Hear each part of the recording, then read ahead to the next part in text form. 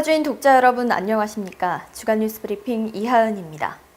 첫 소식입니다. 봉일천 사리 주민들의 집회가 벌써 3주차에 접어들었지만 반발이 전혀 수그러들지 않고 있는데요. 제21회 주간 뉴스 브리핑은 지난주에 이어 봉일천 캠프하우스 개발 사업에 대한 후속 보도로 시작하겠습니다. 지난 18일 시청 별관 앞입니다. 아침 일찍부터 집회를 연 봉일천 사리 주민들은 집회 장소를 유파크시티 파주 홍보관에서 시청 별관으로 옮긴 건데요. 이 같은 주민들의 장소 이동은 개발사업 문제 해결의 양 주체가 시행사, 주식회사 TNT와 파주시청임을 분명히 하고 있었습니다. 한편 주민들의 집회 양상에 약간 변화가 있었는데요. 주민들은 시청 별관을 출발, 금촌 로타리를 거쳐 금촌시장을 도는 거리 행진을 진행하며 보다 많은 시민들에게 봉일천 캠프하우스 개발 사업 문제를 알리는 홍보전을 펼쳤습니다. 약 1시간가량의 거리 행진은 날마다 조금씩 장소를 바꿔가며 진행되고 있는데요. 집회와 거리 행진 그리고 다시 집회를 반복하는 주민들의 지난한 싸움이 현재까지 계속되고 있습니다. 주민들의 계속된 집회에 시의원과 도의원 등 선출직 공직자들도 관심을 갖고 집회 현장을 방문했는데요. 18일 집회 현장을 찾은 시의원들의 이야기를 들어봤습니다. 봉일천 사리 오리가 개발 제한으로 묶여가지고 너무나 피해를 많이 봤었는데 지금 개발이 이제 진행이 된다라는 그런 기대감이 있었는데 이 보상 문제나 이런 것 때문에도 이렇게 마찰이 일게 되고 해서 이거에 대한 해결이 좀 빨리 찾기를 바라는 마음이고요. 저희가 이제 해결할 수 있는 방안을 지금 뭐 이렇게 방안책은 드릴 수는 없지만 지역 주민의 요구하는 사항들 귀담아 듣고 그런 거를 집행부하고도 서로 의논해 가면서 개발이 잘 이루어질 수 있는 원만히 이루어지기를 바라는 마음입니다. 저도 이제 그거를 이제 집행부하고 잘 얘기를 해서 답변을 이분들한테 할 수 있게끔 의회 차원에서 좀 힘이 되어 보도록 하겠습니다. 하여튼 안타깝고 이게 빠른 시일 내에 정리가 잘 돼서 시민이 편안하게 살 수 있도록 저희도 최선을 다하겠습니다. 시의원들은 개발 사업의 문제점에 대해 좀 더 확실히 알아보고 해결 방법을 찾아보겠다고 약속했는데요. 시의원뿐 아니라 여러 선출직 공직자들이 어떤 해결책을 내놓을지 지켜봐야 할 것 같습니다. 주민들이 이렇게 하루도 빠짐없이 집회를 진행하는데도 불구하고 시와 시행사는 여전히 묵묵부답으로 일관하고 있는데요. 취재팀이 개발 사업을 총괄하고 있는 파주시 투자진흥과 담당자를 만나 현재 상황에 대한 입장을 들어봤습니다. 엄밀히 말씀을 드리면 지금 도시개발 사업은 시가 직접적으로 하는 건 아니고요. 민간 사업 시행자가 이제 그 도시개발 사업을 하는 부분이에요. 그래서 시가 관여할 수 있는 부분이 실질적으로는 행정적인 절차 이제 지원에 대한 그 부분이거든요. 물론 그렇다고 해서 보상과 주민을 전혀 외면하고 지원을 하는 부분은 아니고요. 저희 시 나름대로도 지금 그 지역 주민들이 와서 이렇게 목소리를 높이시는 부분에 대해서 사업 시행자 측하고 계속적으로 지금 어떻게 하면 주민들에 대한 그 요구를 100%는 아니더라도 수용할 수 있는 그런 여건을 만들 수 있나 이런 거를 지금 심각하게 지금 고민하고 있는 지금 상황입니다. 그 아울러 지금 이 보상이라고 하는 부분이 주민들이 생각하는 수준하고 법에서 정한 그 수준하고 그런 부분을 얼마만큼 좁혀 나가느냐 이게 이제 관건인 것 같아요. 주민들이 지금 요구하는 부분에 대해서 아까 제가 말씀드렸던 전직 전업 지원이나 아니면 뭐 실무협의회 구성하자 이런 부분은 이제 일단 수용을 한 부분인데 나머지 4개가 안 되다 보니까 지금 실무협의회조차도 그분 주민들 입장에서는 이제 성에 안 차는 거죠. 사업 시행자 측에서는 이러이러한 절차를 거쳐서 작업이 돼야 자기네가 그 부분에 대한 거를 이렇다 저렇다 얘기할 수 있는 그런 상황이 되는데 시간이 좀 더 필요한 부분인데 그 시간을 지금 당장 말씀을 하시니까 이제 양쪽의 입장이 조금 다르다 보니까 그런 부분에서 이런 목소리가 계속 나오는 것 같습니다. 담당자에 의하면 시는 개발 사업에 따른 행정 절차를 꾸준히 진행하고 있다는 것으로 주민들의 요구는 사실상 시행사 주식회사 TNT가 처리해야 할 몫이라는 건데요. 결과적으로 봉일천 캠프하우스 개발 사업 문제 해결의 공이 시행사로 넘어온 것 같습니다. 취재를 마칠 즈음 주민들과 시행사의 3자 면담일이 잡혔다는 소식을 접했는데요. 3자 면담은 이번 주 26일 2시에 진행합니다. 어떤 결론에 도달했는지 다음 주 주간 뉴스 브리핑에서 자세히 다뤄드리겠지만 주민들과 시행사가 머리를 맞대고 원만한 해결점을 찾길 기대해봅니다. 다음 소식입니다. 파주시에는 총 13개의 공공도서관이 있는데요. 공공도서관 이외에도 64개의 작은 도서관이 더 있습니다. 적지 않은 수인데요. 그럼에도 사립으로 운영되는 작은 도서관은 운영에 대한 확실한 제도가 정립되어 있지 않아 어려움을 겪고 있다고 합니다. 이를 개선하기 위한 방안을 모색하고자 포럼이 개최됐다고 해서 다녀왔습니다. 파주시 작은도서관협의회가 지난 20일 파주시 중앙도서관 문화강좌실에서 공동주택 작은도서관의 활성화를 위한 포럼을 개최했습니다. 포럼은 올해 초 개정된 공동주택관리법 시행령 29조에 의한 공동주택 작은도서관 외부 개방 문제를 주제로 열렸는데요.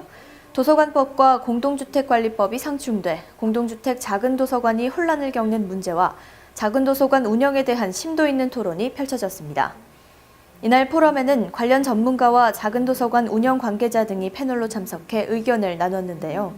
대표 발언으로 나선 김기영 연세대 문헌정보학과 교수와 박소희 어린이와 작은도서관협회 이사장이 각각 법률적 관점에서 본 작은도서관 운영, 아파트 작은도서관 운영 안정화를 위한 대안은 무엇인가에 대한 문제를 제기했습니다. 이어 상호 발제와 토론이 이어졌는데요. 패널들과 작은도서관 관계자들 및 참석자들이 약 2시간에 걸쳐 활발한 토론을 벌였습니다. 작은 도서관들이 지금 공동주택을 중심으로 굉장히 많이 생기고 있는데 작은 도서관을 확대시키고 수적 증가를 시키는 방안과 그다음에 작은 도서관들을 소소하게나마 지원하는 방안들은 계속적으로 마련되고 있는데 이 작은 도서관들이 공동주택 안에서 흔들리는 것에 대한 법적 보완이 없다는 거예요.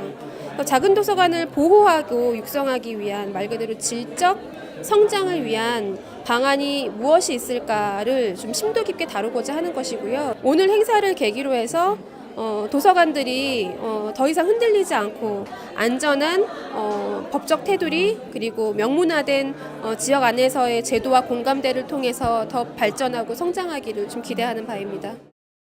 포럼은 아파트라는 사유재산 안에 위치한 공공재로서의 작은 도서관을 조명하고 민간이 자발적으로 운영하는 작은 도서관에서 발생하는 다양한 문제점에 대한 심도 있는 논의를 거치며 마무리됐습니다. 이번 포럼은 작은 도서관에서 활동하고 있는 시민들이 자발적으로 참여해 문제 해결의 계기를 만들었다는 점에서 주목할 만한데요. 작은 도서관 문제뿐 아니라 파주시의 다양한 현안들이 시민들로부터 나오고 또 함께 소통하고 직접 참여해 방안을 마련할 수 있는 기회가 앞으로도 더욱 많아졌으면 좋겠습니다. 다음 소식입니다. 독자 여러분들은 다큐멘터리 영화 하면 무엇이 떠오르시나요? 국내 최다 관객을 동원한 원앙소리, 아니면 현재 세간의 관심을 받고 있는 공범자들, 그 밖에도 다양한 다큐멘터리 영화를 떠올리실 텐데요. 지난 한 해 국내는 물론 세계 유수의 감독들이 만든 수많은 다큐멘터리 영화가 한자리에 모인다고 해서 다녀왔습니다. 바로 DMZ 국제다큐영화제인데요. 우리 파주를 대표하는 축제이기도 한 DMZ 국제다큐영화제 개막식 현장입니다. 지난 21일 오후 7시 파주 캠프그리브스에서 제9회 DMZ 국제다큐영화제가 개막식을 갖고 8일간 다큐축제의 장정을 시작했습니다. 방송인 류시연과 배우 권율의 사회로 진행되는 개막식에는 이재율 경기도 행정 1부지사와 조재현 집행위원장, 홍보대사 조진웅과 지우, 영화 관계자, 초청 게스트 및 관객 600여 명이 참석했는데요. 국내외에서 초청된 26명의 다큐멘터리 감독과 출연진도 함께했습니다. 개막식은 독립영화인 밴드 깜장고무신의 축하 무대에 이어 올해 개막작으로 선정된 진모영 감독의 올드마린보이가 월드 프리미어로 공개됐습니다. 세계 유일의 분단 국가에 위치한 DMZ와 다큐멘터리가 만나는 DMZ 국제다큐영화제는 2009년 1회 영화제 이후 평화, 소통, 생명의 가치를 전하는 다큐멘터리 축제의 장으로 성장하고 있는데요. 민간인 통제선 내에 있는 미군 반환부지인 캠프그리브스에서 열리는 개막식은 DMZ 국제다큐영화제에서만 즐길 수 있는 유일한 이벤트이기도 합니다. 이번 DMZ 국제다큐영화제에서는 42개국에서 114편의 다큐멘터리가 출품됐는데요. 특히 올해 영화제의 개막작으로 선정된 올드마린보이는 2014년 관객 480여만 명을 모으며 한국 다큐멘터리의 새로운 역사를 쓴 니마 그 강을 건너지 마오의 진모영 감독이 3년 만에 놓은 신작으로 관심이 뜨거웠습니다. 시민 속으로 간 다큐라 그래가지고요. 영화제뿐만 아니고 영화제가 끝이 나더라도 저희가 계속 지속적으로 영화를 원하는 곳이 있으면 찾아가서 상영을 하기도 하고 저희가 비치하고 있는 영화를 빌려주기도 합니다. 그래서 앞으로 내년을 위해서 더 최선을 다해서 준비하는, 그래서 좀 더 시민들한테 다가가는 그런 영화제로 준비가 될 것 같습니다. 생각했던 것만큼 그렇게 다큐멘터리가 어렵고 나와 좀 동떨어져 있는 장르라고 생각하지 않게 됐어요. 영화를 보면 굉장히 상업영화, 극영화의 재미하고 또 다른 재미가 있다는 겁니다. 그것이 감동은 뭐 말할 것도 없거니와 재미도 있기 때문에 다큐멘터리에 대해서 약간 의아해 하시고 재밌을까? 지루하지 않을까? 하는 궁금증을 가진 관객분들이시라면 한번 좀 찾아와 주시면 그 의문은 해소가 될 것 같습니다. DMZ 국제다큐영화제는 21일부터 28일까지 경기도 고양시, 파주시, 김포시, 연천군 일대 4개 극장 11개 상영관에서 114편의 영화가 220여 회 상영될 예정입니다. DMZ 국제다큐영화제는 전쟁의 상흔처럼 여겨지는 DMZ의 공간 의미를 평화, 소통, 생명의 의미로 치환하는 가치 재조명에 기여한 바가 큰데요. 이번 영화제를 통해 오랜 시간 동안 하나의 주제에 천착한 열정 가득한 작품들을 만나보시는 건 어떨까요? 상영작과 부대 행사 일정은 지난 11일 오픈한 DMZ 국제다큐영화제 홈페이지에서 확인하실 수 있습니다. 마지막 현장 뉴스입니다. 민족 대표 명절 추석이 한 주 앞으로 성큼 다가왔습니다. 즐겁고 행복해야 할 명절이지만 그렇지 못한 분들도 많을 텐데요. 그런 분들을 위해 LG 이노텍과 파주시 자원봉사센터에서 뜻깊은 봉사를 진행했다고 해서 그 현장에 다녀왔습니다. 파주시 자원봉사센터가 지난 22일 원룸 100주년 기념체육관에서 다가오는 추석을 맞이해 사랑 나눔 송편 만들기 봉사활동을 진행했습니다. 이번 행사는 LG 이노텍 직원과 파주시 자원봉사자 200여 명이 함께 힘을 모아 어려운 이웃에게 전달될 송편을 만들기 위해 마련됐는데요. LG 이노텍 직원과 자원봉사자들이 직접 빚은 송편은 외롭게 혼자 지내시는 어르신들에게 직접 포장 배달해 따뜻한 마음을 전했습니다. 화기애애한 분위기에서 진행된 이날 행사는 송편을 빚은 후 체육관 뒷정리까지 깔끔하게 끝낸 뒤 마무리됐습니다. LG 이노텍하고 같이 이 어려운 이웃들이 많이 있기 때문에 이제 추석 대명절이 이제 얼마 안 남았잖아요. 그래서 어떤 도움을 줄까 이런 700여 세대에 대한 우리 그 어려운 이웃들한테 송편을 만들어 가지고 한 1kg씩 이렇게 만들어 가지고서 나눠주고 같이 이렇게 좀 추석을 좀 풍요롭게 지내려고 그런 자리를 마련한 거예요. 매년 진행되는 사랑 나눔 송편 만들기는 작년 대비 300kg이 늘어난 총 700kg의 송편을 만들고 실용적인 용기에 포장해 맞춤형 복지팀, 무한돌봄, 장애인 연합회를 통해 독거노인 및 소외된 이웃 610가구와 사회복지시설 7곳에 전달됐습니다.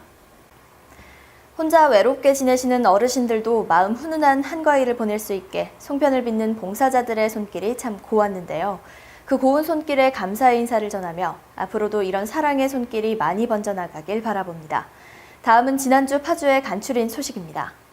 국회 산업통상자원 중소벤처기업위원회 더불어민주당 박정 의원이 지난 15일 국회의원회관 제3세미나실에서 스마트 팩토리의 보급 확산을 주제로 전문가 등이 참석한 가운데 한국무역협회와 공동으로 정책토론회를 개최했다고 밝혔습니다. 스마트 팩토리를 활용한 디지털 전환 전략이라는 주제로 진행된 이번 토론회는 제조 분야의 4차 산업혁명이라고 할 수 있는 스마트 팩토리 관련 정책 방안을 모색하는 자리로 박정 의원은 스마트 팩토리를 활용한 디지털 전환은 기업에게 큰 기회임을 강조, 우리 제조업에 맞는 생태계 구축이 필요하다며 산업의 디지털 전환을 촉진하기 위해 입법과 제도 개선에 노력하겠다고 전했습니다. 파주시가 국내 자매도시인 강릉시의 평창올림픽 홍보단이 지난 20일 파주시를 방문했다고 밝혔습니다. 이번 방문은 세계인의 축제인 2018 평창 동계올림픽이 140여일 앞으로 다가옴에 따라 동계올림픽 빙상경기 개최도시 강릉을 홍보하고 성공 개최의 염원을 담은 응원 메시지를 전달받기 위함으로 전해졌습니다. 응원 메시지는 동계올림픽 D-Day 100일 기념으로 11월 1일부터 강릉시청 로비에서 특별 전시될 계획입니다. 다음은 시민 인터뷰 코너입니다. 무려 250억 잔. 뜬금없이 무슨 소린지 궁금하실 것 같은데요. 바로 작년 우리나라 커피 소비량이라고 합니다. 수에서 보시듯 우리나라 사람들의 커피 사랑은 대단한데요. 그만큼 카페 수도, 규모도, 꾸밈도 다양합니다. 파주시 역시 많은 카페가 있는데요. 이번 주는 금촌에 있는 여러 작은 카페를 다니며 커피향 가득한 바리스타들을 만나봤습니다. 함께 보시죠.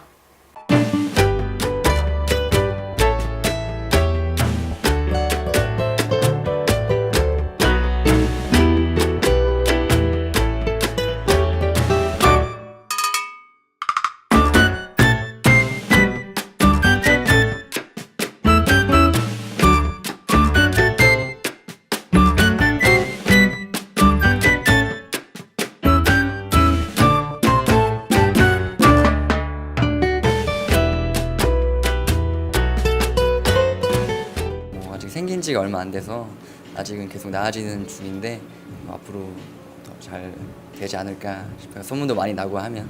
네. 저희가 이제 드립 커피로도 좀 내려드리고 있어요, 커피를. 그래서 뭐 서울에서 되게 좋은 카페에서 원두도 가져와서 소개해드리고 진짜 맛있는 커피 해드리고 있으니까 뭐 아메리카노나 아니면 저희 이제 크림 들어간 메뉴가 굉장히 인기가 많아요.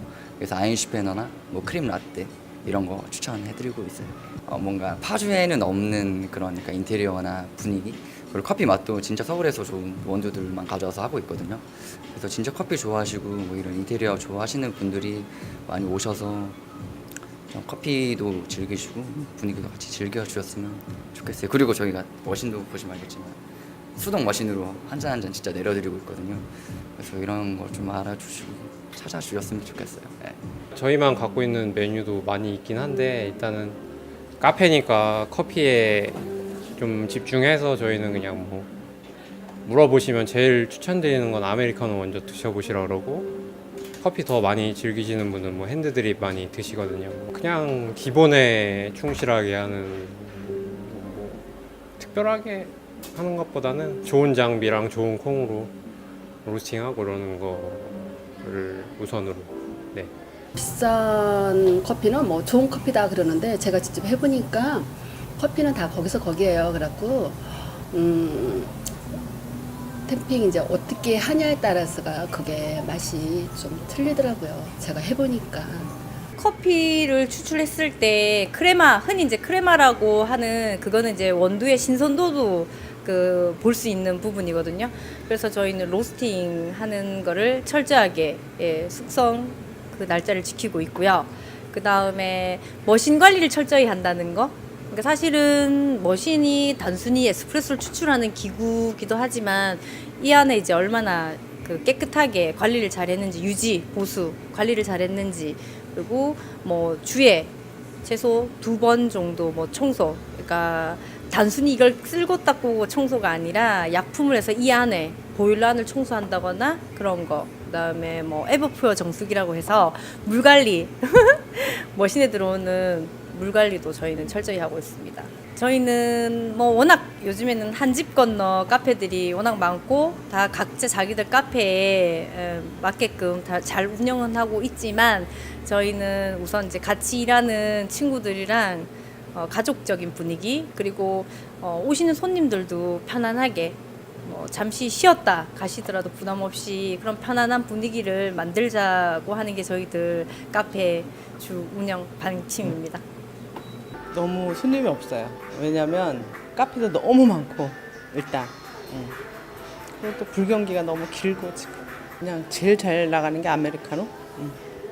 근데 시청 직원들이 점심 때는 조금 다녀가고 오후에는 이제 공부하는 학생들이나 퇴근하고 좀 들리는 젊은 사람들이 있으니까 거의 조용하죠? 넓죠? 그래서 이제 단체 손님들 이렇게 좀 많이 활용해 줬으면 좋겠는데 공부하는 학생들 조용히 와서 공부해도 뭐 종일 있어도 나 말 안 하니까 괜찮은데 많이 찾아줬으면 좋겠어요. 커피를 사랑하는 이유는 맛이 갖는 매력도 있지만 그 사이 즐기는 여유로움도 큰데요. 지금 곁에 있는 분과 가까운 작은 카페에 들러 커피 한 잔의 여유로움을 만끽해 보시는 건 어떨까요? 끝으로 다음 주 소식입니다. 파주시가 스토리텔링 전문가와 함께하는 파주 역사문화 탐방을 진행합니다. 35명을 모집하는 강좌는 10월 11일과 11월 8일 이틀간 진행되며 파주시 교육문화회관에서 방문 접수를 받고 있습니다.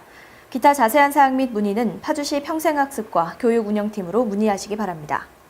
한국음악협회 파주지부와 파주필하모닉 오케스트라가 주관하는 오버 더 DMZ 투 더 뉴월드 공연이 오는 29일 오후 7시 30분 문산 행복센터 공연장에서 펼쳐집니다. 전석 무료 공연으로 초등학생 이상 입장이 가능합니다. 자세한 사항은 사단법인 한국음악협회 파주지부로 문의하시기 바랍니다. 파주시가 전통술에 관심이 있는 시민 30명을 대상으로 10월 17일부터 11월 14일까지 매주 화요일 총 5회에 걸쳐 전통술 제조 교육을 실시합니다. 전통술 제조 교육은 오는 26일부터 파주시 농업기술센터 홈페이지 접수로 선착순 마감하며 자세한 내용은 파주시 농업기술센터 생활기술팀으로 문의하시면 됩니다. 준비한 소식은 여기까지입니다. 주간 뉴스 브리핑은 항상 독자 여러분들의 제보를 기다리고 있습니다. 독자 여러분들의 많은 제보 부탁드리겠습니다. 제21회 주간 뉴스 브리핑 모두 마칩니다. 다음 주에 뵙겠습니다. 고맙습니다.